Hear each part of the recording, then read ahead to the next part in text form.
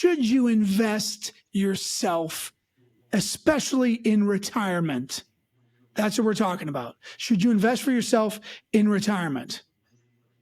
Today, we're going to talk about 5 things you need to consider if this is what you want to do.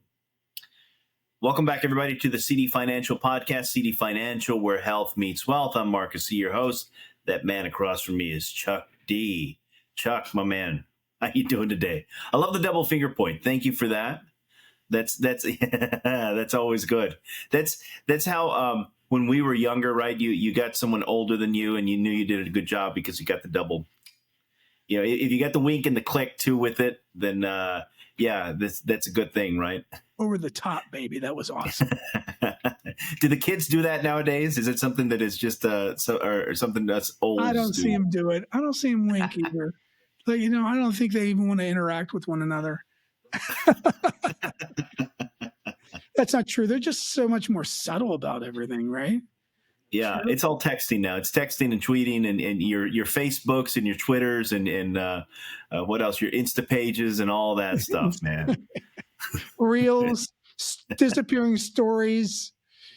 I can't remember that other thing that my kids do too. Like, it's a texting, but it disappears in 24 hours or instantly. I can't remember. Yeah, that way they don't have any record of it. Nobody can prove. Don't write it if you don't if you don't want anybody to see it. Like, be careful what you write. So I'll just share this with you real quick then, because now you made me think of today. I was getting my teeth cleaned, and my hygienist was she's about my age, right, early 50s. So she was talking about how everything is online, and it's like she tells her kids all the time. We used to do dumb stuff too. Right, but there's no proof. And I've used that same reasoning with young people. It's like, I'm not saying I didn't do anything stupid. What I'm saying is we never filmed it and posted it online. We never did that sort of thing. We allowed the stupidity to be done and be done. Nobody needs to know about that. Nobody forget about it. Yeah. I don't know anything. Yeah, man. As far as we know, you and I were saints, I'm sure. That's it. Oh. Yeah. I look back, I was ADD. It wasn't like I was a bad kid. They just didn't know what to make of that, right? And it's just like, just give him some track and let him run. Yeah. Right? Yeah. Don't chain him to a desk and move slow and boring. Let us stand up and move around in class. That would have been cool. That would be so much helpful. Wow, so much more helpful. They've done research for the brain, and they say that when you're in motion, you learn much quicker and more effectively. Your mind is engaged. Your memory is engaged with the long synapses in your body, the long muscle strands in your body, and it retains the information better, longer, deeper. Yep. Yeah. So muscle memory is a thing. There you go. Muscle memory is a thing. That's right. That's right. It's not just for sports and motion. It's for everything. Yeah. Your body as a whole, it works as one. Okay, nice. So what do we got, Mark? So should I be investing for myself in retirement? Isn't there a lot of possible pitfalls? I could walk into some holes and break an ankle or worse. What's the deal? Don't go breaking any ankles or hearts. How's that? Okay. We'll start because I mentioned 5 things, right? 5 things you need to consider. So what I'm going to do is just to make it a little easier to remember. I'm going to mention a thing, and I want to hear your take on it and how it relates to that, and whether I should be investing for myself in retirement. And the first thing is market corrections. What do I need to consider, and how is that going to help me decide whether I want to invest for myself? All right. So you're going to mention a thing, and that's the thing. Market corrections. That's the thing. Market corrections. Okay. Typically, most people react to market corrections, and they react in an adverse emotional manner. Their reaction is to pull out when the market goes down. And that's not typically something that's going to work well for you. It's very, very hard to time the market. Mm-hmm. Whereas if you would think that a financial advisor would try to time the market for you, but more often than not, they're not trying to time the market. They're trying to find appropriate investments. And they don't have to react emotionally. Let's look back. Right. Oh, we had COVID. Very big reactions during COVID. But if you pulled out, you lost. And when do you time to get back in? Just as soon as the government comes in with the bailout money, or did you get all back in or not? It's not a good timing. 2022, when interest rates went up, right? Did you, and the stock market and the bond market both went, did you get out? And when do you time to get back in? Or the threat of tariffs coming down the pike, and it zoomed downhill. Did you get out? Did you worry? I know a lot of you did because you told me you did. Yeah. So don't lie to me. I know what happened out there. You react emotionally. Yeah. Don't. I know some of you are patting yourselves on the back and you go, I don't ever react emotionally. Okay. But that is one of the pitfalls, right? Because if you ride the storm out, typically there's going to be blue skies ahead, right? But you got to ride that storm out, and that storm can take a while. Yeah. I'll tell you that by mentioning all those things, you reminded me years ago. I listened to a lot of sports talk radio. I enjoy it. It calms me while I do other things. So I probably know way too much about sports, but I was listening to a guy who is a sports gambler. That's his profession. That's how he lives. He makes a living gambling. And the guy interviewing him, he said, okay, what is your guiding principle? How do you make a decision? And he said, 80% of the time, here's what I do. I look at where everybody else is betting, and I go the opposite direction. Wow. He goes, because too many people bet with their hearts and not their heads. And he goes, I do this for a living.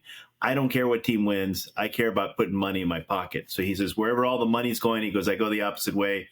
And I make a very comfortable living doing it. And it's kind of similar to what you were just saying, right, with the stock market. A lot of times the gut tells you, oh, man, I got to bail. Now's the time. I'm getting out.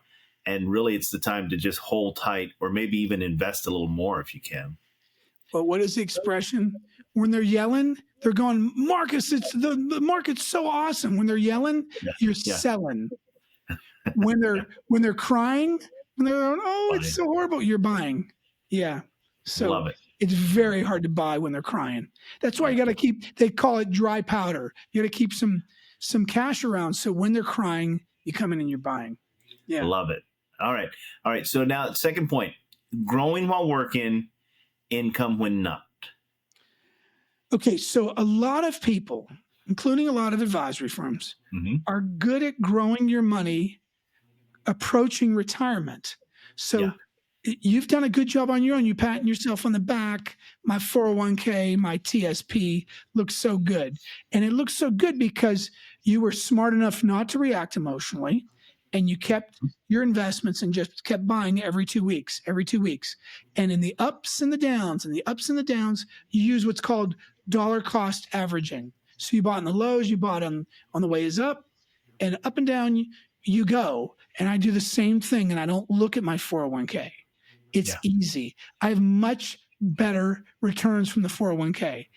One of the other reasons is because I'm constantly funding it. So it looks like you did great. But when you get to retirement, it's a completely different discipline. Because now you've got to, if you're going to need it, and most everybody does, if you're going to need income from your retirement savings, now you've got to create an income plan. And creating an income plan is a very different discipline. We've talked about that.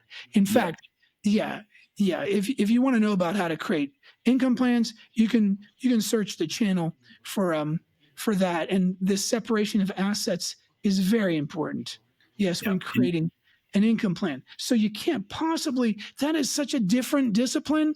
If you want to spend the next decade becoming quote unquote expert, or as I refer to myself as, the resident authority on instruments for income and creating reliable income from your investments, be my guest. Otherwise, you're going to be outmatched every time. Yeah. And as you say all that, I look over your shoulder at the banner in the back, and at the very top it says income plan, which is what you just referenced to, right? Sure does. Yes. Okay. All right. 3rd point, limited access to certain investments. Right. So, of course, you can get all the individual stocks you want to grab. You can Right. get index funds or mutual funds, or bond funds, maybe even individual bonds, which is a whole nother ball of wax because you got to hold those oftentimes, or you sell them at a discount to par. But we're not going to get into that. You can get those things, but there's a lot of other instruments that are available that we utilize for your income needs. Could be a preferred stock that churns out a really attractive percentage, like high single digits. It could be something that's stable, locks your gains in every year. And then if the indexes slide down, it doesn't, it goes sideways. That allows Yeah. you withdrawals every year, a specific amount up to. And those things you have to curate over time with experience. Right. And so you won't have access to those instruments because they're not available to the public. And we don't see them being made available. In my professional experience, I have not seen these products become available to the public. So there's an opportunity that's lost to you.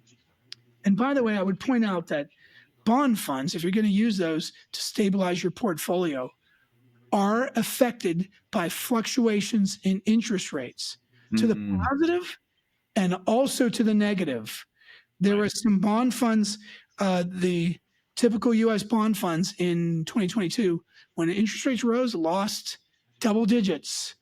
Double digits. That means 10% or more. That was supposed to be your safe money. While the S&P was losing 18.5% that year, bonds were losing majorly as well. What did you do? Did you stop taking income? And if you didn't, then you really hurt your portfolio. So, okay, there's another Yeah. point for So I'll just add DIY. to that because you reminded me. Now we started out talking about DIY and stuff. Um, as a carpenter, and I think I've mentioned this before, right? I do carpentry work, and the DIY networks used to drive me nuts because I would see people just doing silly stuff all the time. But one of the things is when you have a shop, you buy tools. You have access to good tools, right? And you know how to use them properly.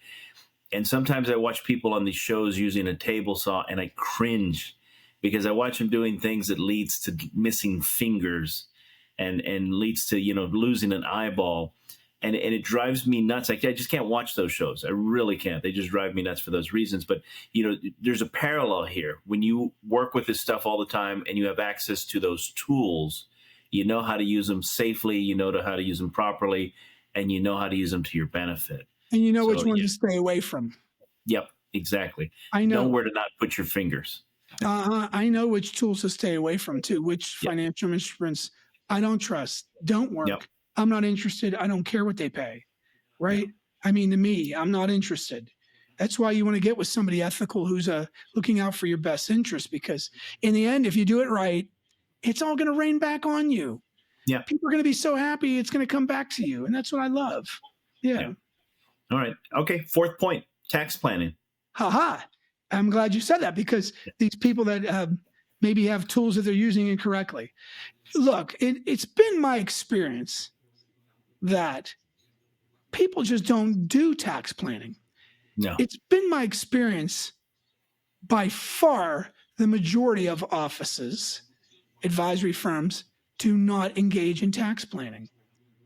Mostly because their immediate fees reduce, because when you do tax planning and you move money from taxable account to a tax-free account, you have to withhold the taxes on the way out. So if we did this, say $100,000, and we converted it over and we withheld 20% federal, 5 state, we go down to 75 grand. And that recurring fee, you'd go down 25 grand, you'd give up on the fee. I don't care about that. Look, I see every one of my families as someone who's going to work with us at our firm for life. Yeah. And because of that, we're playing the long game, and we're going to win big in the end. But I don't see people doing tax planning, whether it be at their advisory firm or themselves. If they try to do it themselves, what happens is they'll do a little weensy itty bit, and they don't realize the opportunity that's been lost. And if they do massive amounts, there could be You could lose an eyeball or a finger, Marcus, like you said.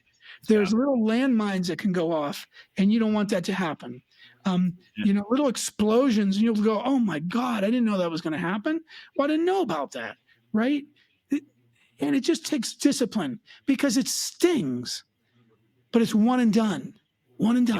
And so that's another thing. I mean, I think there's so many people that sit on their TSPs and their 401ks. And even now with all the influx of new retirees, so many just sit on it. And every year that goes by is just more opportunity gone. Just more opportunity gone. It's kind of like you can't watch those shows, you cringe because you're waiting for an accident to happen. I know the numbers that TSP will give you annually, and it's like, imagine the help you could get if you just had enough modesty, humility, and just take the first step, folks. Just take the first step. Just put one step down towards this goal. That one step, by the way, might be texting us your name and your email to our phone number, the 949-359-5100. And then you'll start that one step and then take the next step. Avoiding that, avoid success. Don't you have regrets already about things you didn't pursue in life? And why didn't you pursue them? Mostly because of fear. But you got to go into the unknown. Nobody became successful by staying away from those things. They had to take that first step, then the second step. And each step you take leads you to this precipice that you never thought you could arrive at. But you didn't get there by taking one huge leap. You had to take a step and then another one.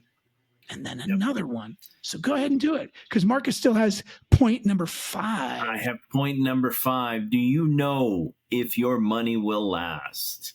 I don't know if you don't put it in. I mean, I don't know if my money will last until I put it into planning software, written retirement income plan. We call ours a charted retirement course, because we want you to, is the whale still there? Let me see. And I move it up. And will we see a whale's tail? There it is. There it is. Yep. There it is. So that charted retirement course, that whale's tail has navigational lines, because they get taught from when they're calves how to go up and down the open seas. Yeah. The world's oceans. And they know where they're going. And they've got that memory, that muscle memory we talked about. They've got it. And we want to make sure that you know that your money's going to last a lifetime. Yeah. And we make a plan. So it doesn't matter if COVID hits or tariff talks or interest rates go up or blah, blah, blah. None of that matters, right? Because you got a plan in place. You got a plan in place. We got your income solidified. Everything is right as rain. And so when you're not sure, you might be a little cocky and you say, oh no, I got it. I got enough to live on. But you might never spend the money you could spend because you're not sure. Whereas if you have the proof that your money will last as long as you do, I could allow you to go get those trips you wanted to get, buy that new truck or the Corvette you might want, or go see the grandkids or help somebody with a down payment on a home, because you've got the confidence that you're going to be fine. And with the planning that we use, we can make multiple plans. So we say, okay, let's find out if you take out X amount of dollars, how does that affect your lifetime income? And I might turn around and say, look, you could see it. You're great. You're fine. Go get them. I love that. I love that point. And we reiterate all the time the idea of planning. But I remember as a kid, I don't know if you did this, Chuck, if this was part of your curriculum or not, but in school, I did an economics course, and I always felt like everybody, all these kids should be put through an economics course. But one of the things that they taught us was to write down how to budget your money, write it down. So your income, your expenses, your fund money, whatever it was, but you had to have everything written down to determine, can I afford a place to live, a car to drive, fund money on the weekends and so forth. But you had to have a plan. You had to budget it all. And I find that, especially with young people these days, if they start making money early, I mean, good money, it's just all fun money. I mean, you have a lot of kids that don't know how to invest. They don't know where to spend their money first. because they've never been taught to plan these things. And that kind of goes what we just mentioned, what you just mentioned about retirement, right? Do you know if your money's going to last? Well, unless you put it pen to paper, figuratively, if not literally, you don't know. And it's dangerous when you don't know something, right? It could lead to a lot of issues later. Yeah, it is Very dangerous. good. All right, man. Well, do you have a health tip for us today? Oh, it's going to be from me today. So Yeah, how about I'll this? toss. I got plenty of them, but if you're ready, my man, I'm ready to hear it. So some of us take supplements.